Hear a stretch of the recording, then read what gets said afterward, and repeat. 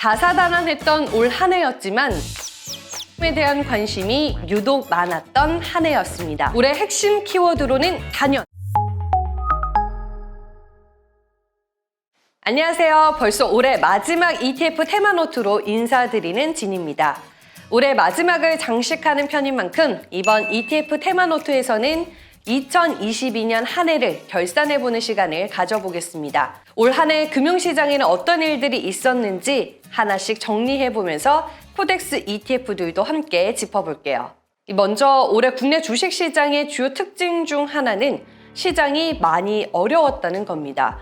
연초 대비해서 코스피 지수는 12월 16일 기준으로 20% 이상 하락했고 코스닥 지수는 더 많이 빠져 연초 대비 30% 이상의 하락을 보였습니다. 이는 국내 주식시장의 얘기만은 아닌데요. 미국 시장도 마찬가지로 나스닥 지수가 12월 16일 기준으로 연초 대비 31.57% 하락했습니다. 미국, 한국 할 것 없이 전반적으로 금융시장 자체가 불안하고 이 주식시장에서는 특히 정말 많은 투자자분들이 어려움을 겪은 한 해였습니다. 다사다난했던 올 한 해를 정리해보는 시간, 지금부터 ETF 테마노트에서 가져보겠습니다. 그럼 올해 글로벌 금융시장의 이슈들을 키워드로 꼽아보고 시장의 주요 이슈와 상품에 대해서 정리해 보겠습니다. 올해 핵심 키워드로는 단연 금리 인상을 빼놓을 수 없죠. 미국 중앙은행 기준금리는 12월 19일 기준으로 4.5% 수준인데요. 연초에 0.25%였던 것과 비교하면 무려 4%포인트 이상 인상이 됐습니다. 금리가 이처럼 급격하게 인상된 배경에는 인플레이션 영향이 있었는데요. 러시아와 우크라이나 전쟁 등으로 물가 상승이 심상치 않아지자 금리 인상의 속도가 빨라진 모습입니다. 이에 따라 한국의 기준금리도 미국과 발맞춰 오르면서 잔존 만기가 짧은 초단기물, 그러니까 초단기 채권에 대한 시장의 관심이 늘어난 상황이기도 합니다. 이 기사를 통해 아마 많이들 보셨을 텐데 올해 투자 자금이 많이 유입된 유형 중 하나가 채권형 상품이라고 합니다. 12월 16일 기준 채권형 ETF 순자산 총액은 19조 원 수준으로 지난해 대비 9조 원 넘게 증가한 모습입니다. 삼성 자산운용에는 채권 관련 ETF로 코덱스 KOFR 금리 액티브 ETF가 있는데요. 이 코덱스 ETF 중에서도 한국은행 기준금리 인상분이 빠르게 반영되는 ETF 중 하나입니다. 이 상품은 국채, 통한증권을 담보로 하는 이길물 RP금리를 사용해 산출한 KOFR 금리를 일할로 누적 반영하는 KOFR 지수를 추종하는 ETF입니다. 여기에서 KOFR 금리는 국채, 통한증권을 담보로 하기 때문에 무위험 금리에 가깝고 실거래를 기반하여 산출하기 때문에 조작 가능성이 없다는 특징이 있습니다. 또 전일 KOFR 금리가 일할로 매일 누적되어 ETF 순자산 가치에 반영되기 때문에 매일 이자 수익이 쌓이는 구조의 상품이라고 할 수 있습니다. 금리 인상으로 KOFR 금리가 상승하면 이자 수익에도 즉시 반영된다는 특징이 있습니다. 이처럼 금리 인상이 즉시 반영되는 코덱스 KOFR 금리 액티브 ETF 12월 16일 기준으로 KOFR 금리는 3.139%라는 점도 참고하시길 바랍니다. 두 번째 채권 관련 ETF로는 코덱스 23-12 은행채 액티브 ETF가 있습니다. 앞서 언급드렸다시피 기준금리가 높아진 상황에서 채권의 금리 매력도가 커지면서 채권 시장에 대한 관심이 전체적으로 증가했는데요. 기존에 불가능했던 채권 ETF의 만기를 설정하는 ETF도 출시가 가능해지면서 다양한 만기 매칭형 채권 ETF가 출시됐습니다. 여기서 잠깐 왜 만기 매칭이라는 용어를 쓰는지 궁금하실 것 같은데요.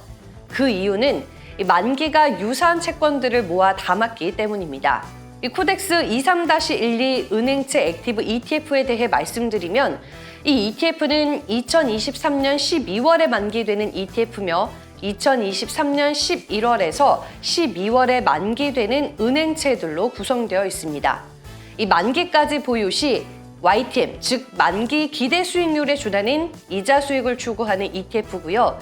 12월 16일 기준으로 YTM은 4.25%이며 신용등급 AAA의 은행채를 주로 담고 있는 ETF라고 할 수 있습니다. 다음 시장 키워드로는 환율을 골라봤습니다.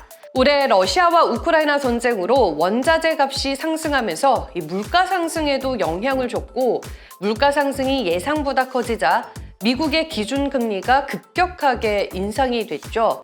여기에 우리나라 금리가 미국의 기준금리 상승을 따라가기 어려워지면서 한미 기준금리 역전 현상이 발생하기도 했습니다. 이로 인해 시장에서는 이 외국인 투자 자금이 빠져나가고 그 자금이 미국으로 몰리면서 원화 가치도 하락했습니다. 그래서 원달러 환율이 13년 만에 최고치를 경신하면서 1,400원을 훌쩍 넘기기까지 했는데요. 이에 환율이 지나치게 상승했다는 관점이 대두되면서 이 원달러 환율 역방향에 베팅하는 투자자분들도 많아졌습니다. 지금은 환율이 다소 진정세에 접어들면서 1,300원 수준까지 하락했는데요. 하지만 환율이 여전히 높은 상황이라고 할 수 있으며, 이렇게 환율 변동성이 커진 상황에서는 미국에 투자하는 분들이라면 환율 때문에 고민하시는 분들도 계실 것 같습니다. 그래서 미국 대표지수에도 환해지로 투자할 수 있는 상품이 12월 2일 코덱스에서 출시됐는데요. 바로 코덱스 미국 S&P 500 환해지 ETF와 코덱스 미국 나스닥 100 환해지 ETF입니다. 이 두 상품까지 합류를 하면서 이 코덱스는 미국 대표지수에 현물 주식으로 투자하는 환해지와 환오픈 라인업을 확보하게 됐고요. 총 보수는 모두 0.05%로 동일합니다. 이 앞으로 투자 상황에 따라 코덱스 환해지형 ETF 대 코덱스 환노출형 ETF로 전략적 리밸런싱이 가능해졌으니까요. 보다 다양해진 상품으로 현명하게 포트폴리오를 꾸려보시길 바랍니다. 다음 키워드는 월배당 ETF입니다.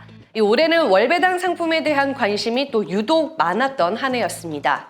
디보, QYLD 등 다양한 미국 월배당 상품들이 국내 투자자분들의 관심을 얻게 되면서 국내에도 매월 배당을 지급하는 ETF가 처음으로 등장했는데요. 먼저 월배당 상품의 장점으로는 매월 현금 흐름을 계산해 월 수익처럼 현금 흐름을 만들 수 있다는 점을 꼽을 수 있습니다.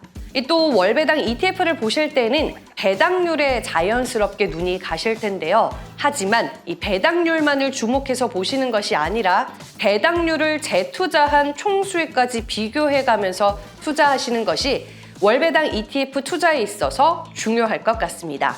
이 코덱스의 대표 월배당 상품으로는 코덱스 미국 배당 프리미엄 액티브 ETF가 있는데요. 이 ETF는 미국 우량 배당 성장주에 투자하면서 기업으로부터 수취하는 배당과 함께 커버드 콜 전략을 사용해 월배당 재원을 마련하는 상품입니다. 그리고 이 상품은 기계적으로 커버드 콜 전략을 통해 배당률만을 추구하는 것이 아닌 개별 주식에 대한 탄력적인 커버드 콜 전략을 통해 자본 성장까지 동시에 고려한다는 특징이 있습니다.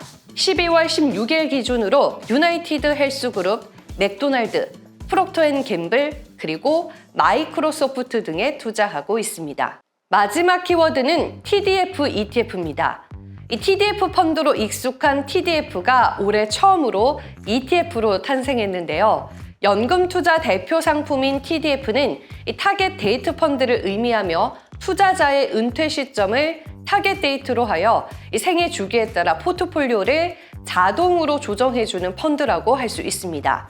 올해 퇴직연금 디폴트 옵션이 도입되면서 이 TDF에 대한 관심이 늘어나기도 했는데요. 이렇게 많은 관심 속에 올해 처음으로 TDF가 ETF로 상장이 됐고, ETF로 상장이 되면서 실시간 매매도 가능해졌습니다. 이 코덱스에는 TDF 2030, 2040, 2050 액티브 ETF가 라인업을 갖추고 있고요. 각 타겟 시점에 맞춰 글라이드 패스에 따라 이 글로벌 주식과 국내 채권 비중을 자동으로 조정하고 있습니다.